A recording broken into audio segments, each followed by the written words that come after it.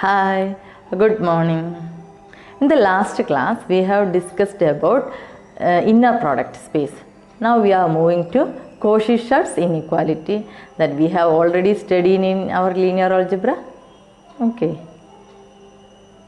Now the statement of Cauchy-Schwarz inequality is: for all vectors x comma y in a linear space H with the inner product this one. Okay, the following inequality, this inequality is called Cauchy-Schwarz inequality. Okay, inner product, modulus of inner product of x comma y less than or equal to inner product of xx whole raised to 1 by 2 into inner product of yy whole raised to 1 by 2. Okay. Now here, if you choose, okay, this is our inequality. Okay. If you choose both x and y are equal to 0, then what happens? If xy equal to 0, then inner product of xy equal to 0. Also modulus equal to 0, and clearly that is equal to 0, 0. Okay. Because if x equal to 0, then inner product of xx equal to 0. If y equal to 0, then inner product of yy equal to 0. Okay. Then inequality holds. Okay. Actually, in that case, equality holds. Okay. Now, what about the case if xy, inner product of xy equal to 0?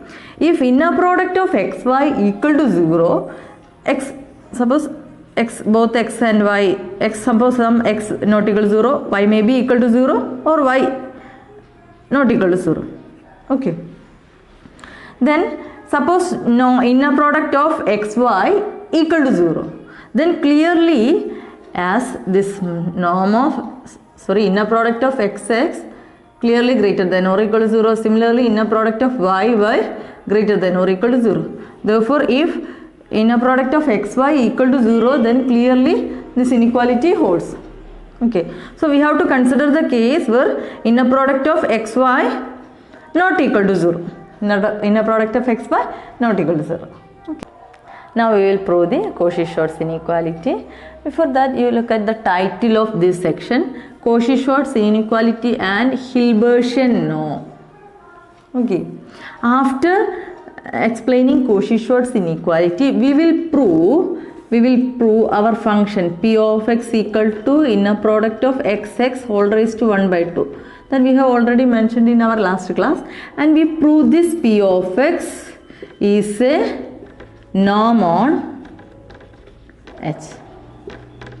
This we will prove. Okay, after explaining the Cauchy-Schwarz inequality, and we will prove this is a norm. This norm is called Hilbertian norm. Okay, we choose px is equal to, we denote px is equal, we denote inner product of xx whole raised to 1 by 2 as p of x. Okay, and we know that inner product of xx always greater than or equal to 0. Okay, now consider inner product of some x minus lambda y comma x minus lambda y.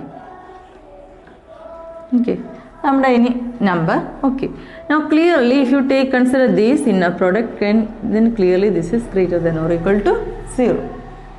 Now what about this? Clearly 0 less than or equal to inner product of x minus lambda y, x minus lambda y.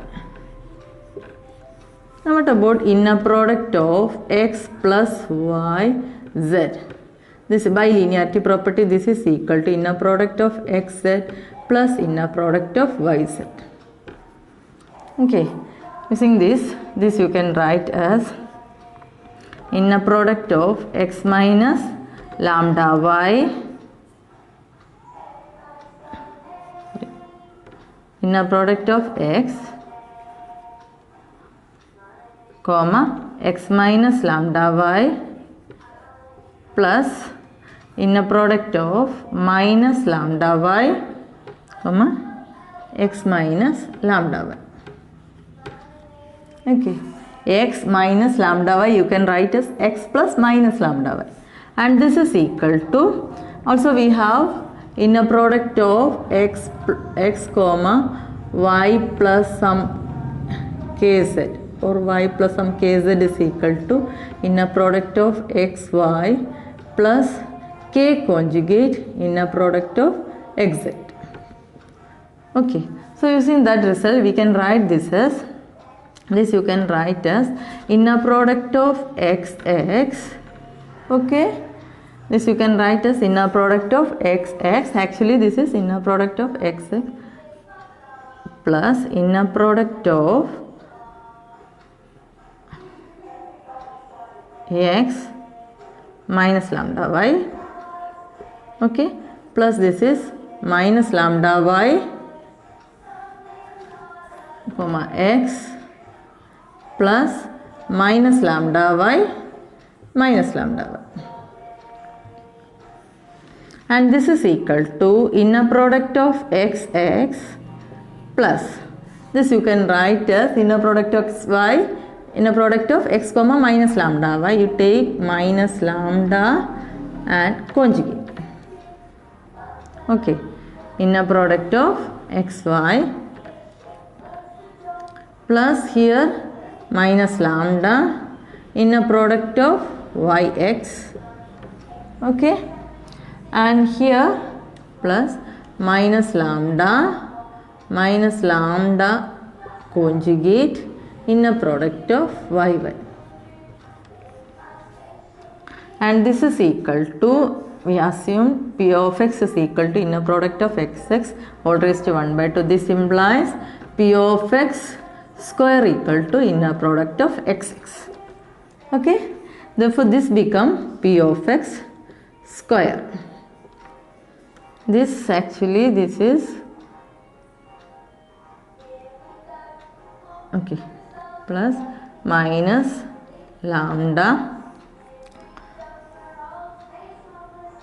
conjugate inner product of xy plus minus lambda inner product of yx. Here minus minus plus mod lambda into lambda conjugate is mod lambda square. Inner product of yy you can write as p of y square. Now we are fixing lambda. You choose lambda is equal to some number p of x whole square divided by inner product of yx. Choose lambda such that lambda is equal to p of x whole square divided by inner product of yx. So this become, this is actually p of x whole square plus minus lambda conjugate minus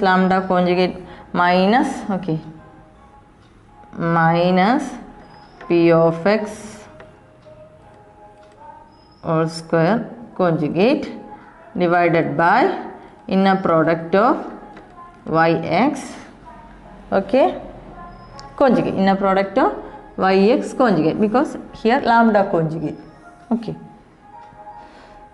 plus minus lambda is minus p of x square divided by inner product of yx to inner product of yx plus mod lambda square. Mod lambda square is p of x whole raised to 4 divided by inner product of yx. Inner product of yx modulus whole square. Here mod lambda square, mod p of x square, that is mod p of x whole raised to 4. Okay, into p of y square. Okay, so here this you can cancel. P of x square minus p of x square, this also cancel. Okay, now we have to check what about minus p of x whole square whole conjugate. Now what about lambda? We have to choose lambda is equal to p of x whole square divided by inner product of yx. Okay, now clearly p of x whole square is inner product of xx divided by yx.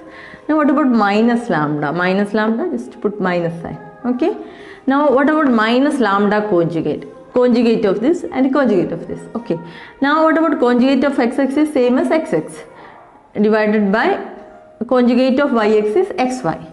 Now minus lambda into xy minus lambda conjugate into xy is equal to Okay, we get minus p of x whole square.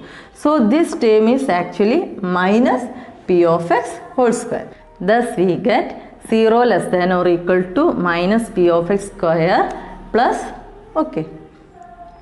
Now this implies minus p of x, plus p of x whole square is less than or equal to p of x whole raised to 4 p of y whole square divided by mod inner product of yx whole square.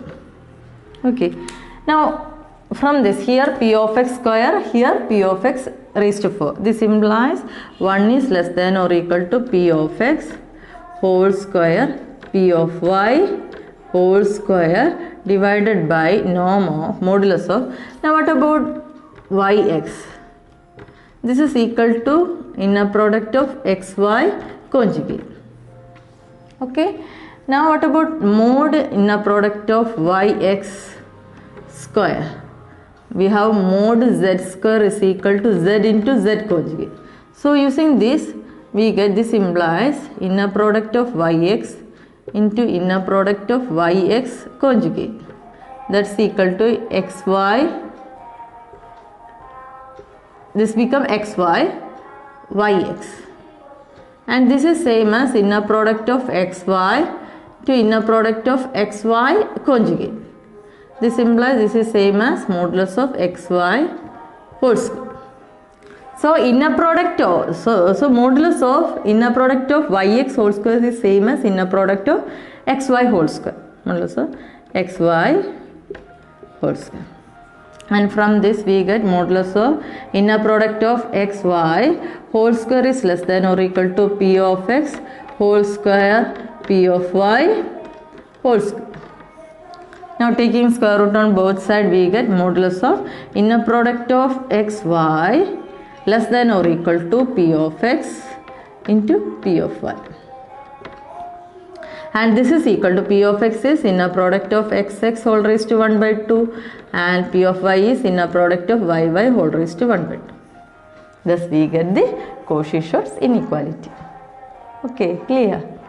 Now suppose equality holds. Suppose equality holds means inner product of xy, modulus of inner product of xy equal to, this become equal to p of x into p of y. This equality holds if we have chosen at the starting of the proof we started inner product of xy minus inner product of x minus lambda y greater than or equal to 0. If this become equality, then this become equal to 0. If this become equality, then this become equal to 0. This implies inner product of xx equal to 0 implies x must be equal to 0. That means x minus lambda y must be equal to 0. This implies x must be equal to lambda y. Therefore, if equality holds, then x must be equal to lambda y. Okay, conversely, if you take x is equal to lambda y, then this equation become equal to 0. That means this become equality. Therefore, equality holds if and only if x is equal to lambda y. Clear? P of x equal to norm of x. This is a norm on H, our inner product. Okay. Now P of x. What about P of x? We define P of x is equal to inner product of xx whole raised to 1 by 2. Okay. And we have to prove this. And this is equal to norm of x is a norm. Okay. Now what about P of x? Clearly P of x equal to inner product by the third property inner product of xx greater than or equal to 0. Therefore P of x greater than or equal to 0. Okay. Now suppose P of x equal to 0. This implies inner product of xx whole raised to 1 by 2 equal to 0. This implies inner product of xx equal to 0. This implies x is equal to 0. Thus P of x equal to 0 implies x equal to 0. Okay. Thus we get norm of x equal to 0 implies x equal to 0. From this we can write norm of x greater than or equal to 0. Okay. Now what about norm of lambda x? We have to prove norm of lambda x equal to mod lambda into norm of x. Okay, this is what we have to prove. Okay, now what about norm lambda x? Norm lambda x is equal to p of lambda x. Now p of lambda x is lambda x whole raised to 1 by 2, and this is equal to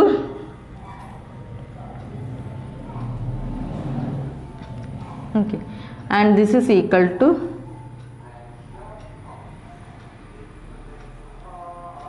inner product of lambda x comma, as you can write as inner product of lambda x whole raised to 1 by 2, and this is equal to lambda conjugate inner product of xx whole raised to 1 by 2.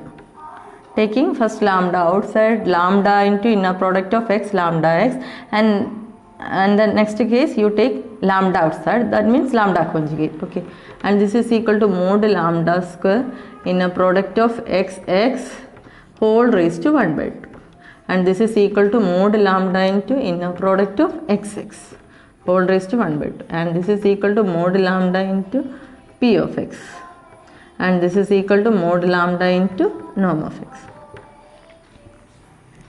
Okay, thus we get the condition, second condition, norm of lambda x is equal to mod lambda into norm of x. Now we have to prove the triangle inequality. What about norm of x plus y? We have to prove norm of x plus y less than or equal to norm of x plus norm of y. Okay. Now norm of x plus y is equal to p of x plus y. Now p of x plus y means this is inner product of x plus y. Oh, here we take norm of. Okay, and this is equal to inner product of x. Okay, and this is equal to this, you can write as x comma x plus y plus y comma x plus y, and that's equal to inner product of xx plus inner product of xy plus inner product of yx plus inner product of yy. Okay, and this is equal to, this is actually p of x whole square. Okay, plus this you can write as inner product of xy plus inner product of xy conjugate plus p of y whole square. Now what about, this is actually z plus z conjugate. Z plus z conjugate is equal to 2 times real part of z. Okay, therefore this is equal to p of x whole square plus 2 times real part of inner product of xy. Okay, plus p of y whole square. But we know that real z is less than or equal to mod z. Apply that result here. We get p of x whole square is, this is less than or equal to, plus 2 times mod inner product of xy, okay, plus p of y whole square. Now here you apply Cauchy-Schwarz inequality. Norm xy modulus of inner product of xy less than or equal to p of x into p of y. Okay, and this is equal to, or this is less than or equal to p of x whole square plus 2 times p of x, p of y plus p of y whole square. Now this is equal to, this is actually in the form a plus b whole square. This is equal to p of x plus P of y whole square. Okay, thus we get P of x plus y whole square is less than or equal to P of x plus P of y whole square. This implies P of x plus y is less than or equal to taking positive square root. Okay, P of x plus P of y. Okay, and P of x plus y is norm of x plus y, and this is less than or equal to norm of x plus norm of y. Okay, therefore the function P defined on H is actually a norm on H. Okay, now the Hilbert, now our space, linear space H together with the norm, this norm we derived this norm from our inner product. Okay, and this norm is called Hilbertian norm. Okay, and this norm is and this space, linear space H together with the norm. Okay, if this space together with this norm is complete, then that space is called a Hilbert space. So a Hilbert space is a complete normed space where norm must be the Hilbertian norm. Okay. Today we have discussed Cauchy-Schwarz inequality. Also we have proved the P of x equal to norm of x, and that's defined as inner product of xx whole raised to 1 by 2 is a norm on our normed space H. Okay, and we have defined Hilbert space as a complete normed space with the Hilbertian norm. Okay, in the next class we will discuss more properties of inner product.